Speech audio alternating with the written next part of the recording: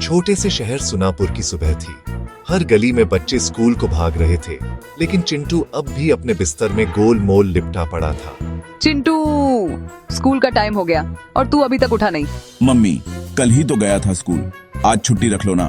बेटा, अगर तू छुट्टी लेगा तो तेरी जिंदगी भी छुट्टी पर चली जाएगी। चल उठ, नहीं तो मैं तेरी पॉकेट मनी से चॉकलेट ले लूंगी। अबे नहीं, मैं जा रहा हूँ, बस नहाना रह गया है। घर हंसी से गूंज उठा। हर दिन ऐसे ही मस्ती और ड्रामे से भरा रहता था उनका घर। शाम को जब बारिश शुरू हुई, चिंटू अपने कमरे में अकेला था। बाहर बिजली कड़क रही थी और पिंकी नीचे टीवी देख रही थी। अचानक उसकी खिड़की अपने आप खुली। धड़ाम, किताबें उड़ने लगी, पेन घूमने लगे। कौन है वहाँ? धीरे से एक आवाज आई, जैसे हवा बोल रही हो, डर मत, मैं हूं तुम्हारा दोस्त। चिंटू चारों ओर देखता है। कमरे में कोई नहीं, लेकिन टेबल पर लिखा दिखाई देता है, हेलो चिंटू, मैं हूं मिस्टर इनविजिबल। मैं तेरा नया दोस्त हूं, लेकिन मुझे कोई देख नहीं सकता। अगले दिन स्कूल में चिंटू खूब मुस्कुराता रहा। हर कोई सोच रहा था, ये इतना खुश क्यों है? असल में मिस्टर इनविजिबल भी साथ था। टीचर जैसे ही ब्लैक बोर्ड की तरफ मुड़े, इनविजिबल ने डस्टर उड़ाकर हवा में उछाल दिया। क्लास में हंसी फूट पड़ी। Magic sir. घर आकर भी शरारतें जारी रही।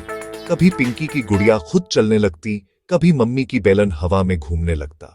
सबको लगता भूत है, लेकिन असल में वह मिस्टर इनविजिबल था।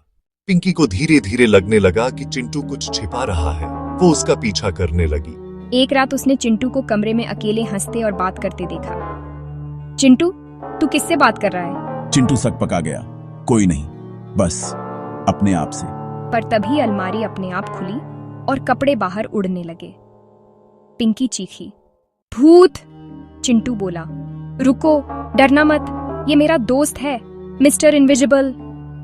पिंकी ने चौंक कर कहा, मतलब तू सचमुच पागल नहीं हुआ?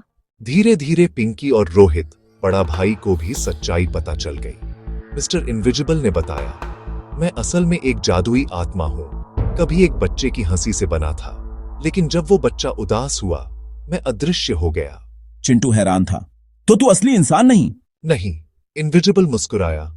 मैं उन बच्चों के पास आता हूं जो अपने अंदर का जादू भूल जाते हैं, मस्ती, हंसी और प्यार।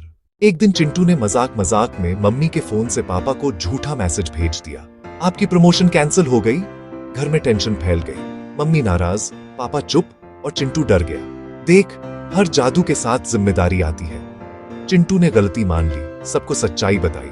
पापा, गलती हर कोई करता है, लेकिन जो मान ले वो असली हीरो होता है। उस रात चिंटू ने मन ही मन सोचा, अब मैं शरारत करूंगा, लेकिन किसी को दुख नहीं दूंगा। सुबह जब चिंटू उठा, कमरे में सन्नाटा था।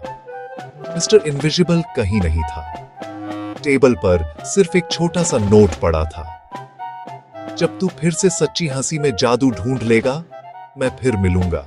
फिर मिलेंगे दोस्त। पिंकी, गया क्या? चिंटू, हाँ, लेकिन वो हमेशा यहीं रहेगा, हमारे दिल में। अब चिंटू बदल गया था। वो हर सुबह खुद उठता, मम्मी की मदद करता और कभी कभी आसमान की ओर देखकर मुस्कुराता, जैसे कोई अदृश्य दोस्त उसे फिर से देख रहा हो। स्कूल में सब उसे हैप्पी बॉय बुलाने लगे। टीचर बोली, अब तो तू लीडर बन गया चिंटू। वो बोला, क्योंकि मैंने सीखा है, हंसी सबसे बड़ा जादू है। कभी कभी हमें किसी जादुई दोस्त की जरूरत नहीं होती, बस खुद के अंदर की हंसी और प्यार को याद रखना होता है, क्योंकि वही हमें अदृश्य नहीं, असली इंसान बनाता है।